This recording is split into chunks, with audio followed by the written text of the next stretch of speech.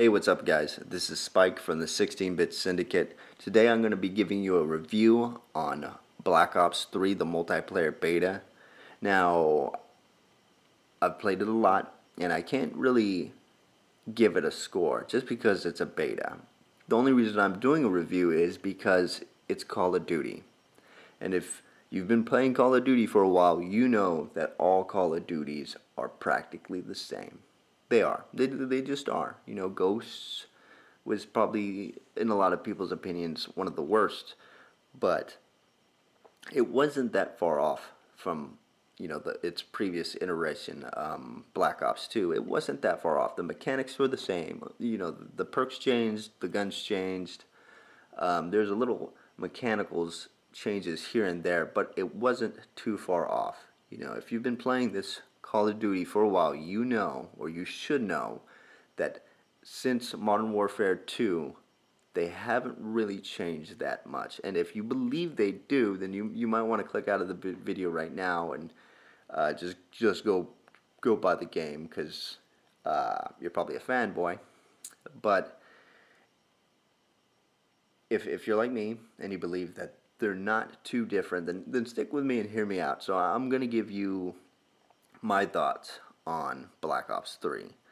And so, been playing it a while. Basically, what I have to say about it is it's Black Ops 2 mixed with Advanced Warfare, leaning more towards Black Ops 2.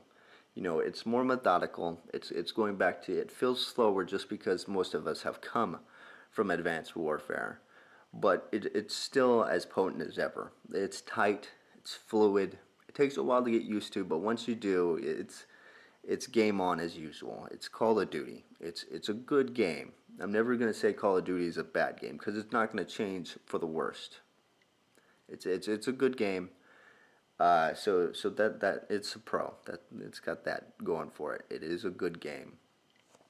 But there are some things that I have to say are negative, which would include the lack of content. You know, in the beta, obviously not everything's unlocked, but it just seems like there's not enough guns. There's not enough equipment, you know, tactical, lethal, kill streaks.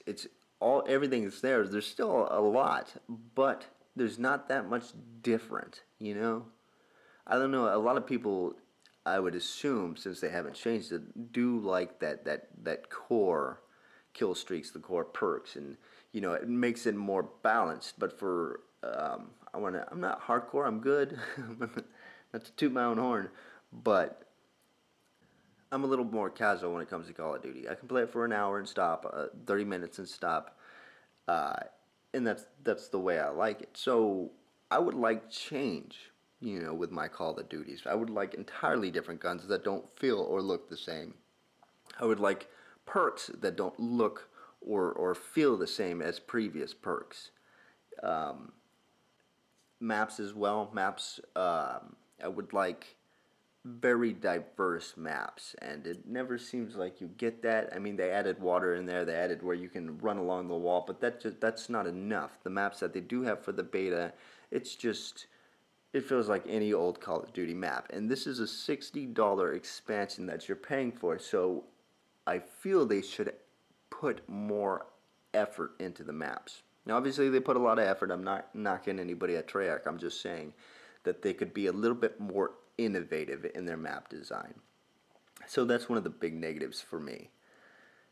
Not enough change. Not enough different equipment, different weapons, different map styles. What it basically is going to boil down to is what you already think of the game. If you already like Call of Duty and you think they're doing fine, then go ahead and get it. If you've had your doubts, this is no different. This is not going to change your mind and be like, oh, Call of Duty is back on track. This is the same thing that we've been going for 3-4 years, waiting for that, you know, that new Call of Duty to blow our minds. This is not going to happen. If it would have happened, it would have happened with Advanced Warfare. That was different. That was entirely different, but it didn't blow anybody's minds. We're still stuck with basically the same engine, you know, basically the same guns and perks that we have had for 3-4 years. And that's up to you to decide whether that's a pro or con. the new thing they have is, you know, the subclasses, the classes basically. And to me, how I feel is, I guess I'm sort of jaded just because I am one of those few that wanted Call of Duty to succeed, but they never pushed hard enough to truly succeed after Modern Warfare 2. And the subclasses just kind of feel like DLC bait. Like, okay, you get so many. I think it's like 9 now, but once the expansions come out, you damn well better bet there's going to be more subclasses, and that's going to be like, okay, now you need this because other players are going to have these classes with these special abilities that you won't have unless you get the DLC. I really do believe that Activision knew that. They're like, this is a good idea, not because, oh, it's more customization, but no, it's another way that we can pull people into getting DLC because they see the figures and they know the DLCs, the amount of people buying DLCs is dropping. So this is just another way for them to do it. And so it's the classes aren't a perk to me, they are a con. Just they don't add anything. It's basically a mini kill streak for everybody. I'm not a big fan of it. But a pro is, you know, the kind of customization you can do in your guns, whether it be the paint shop or eventually the gunsmith, which wasn't in the beta. But those things sound innovative and interesting and new, and I would like to see that in future Call of Duties and expand on that idea. Uh, so so basically, you have your pros and your cons, and once again, I can't tell you, even though I call this a review, I can't tell you whether it's worth it or not. All I can say is, if you like Call of Duty, then get this game because it's Call of Duty.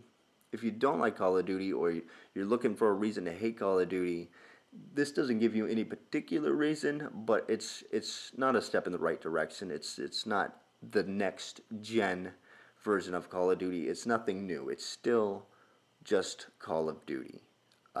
So I don't know what IGN gave it the last time. I think it was something pretty high, but I would give it, if I had to stick a score on it, since I put review on this thing, I feel obligated to give you a score. If I had to give it a score, I would give it a 7.0. You know, it's a good game, as I believe all Call of Duties were before it, and probably after. It's still going to be a good game. It's solid. It's a $60 experience.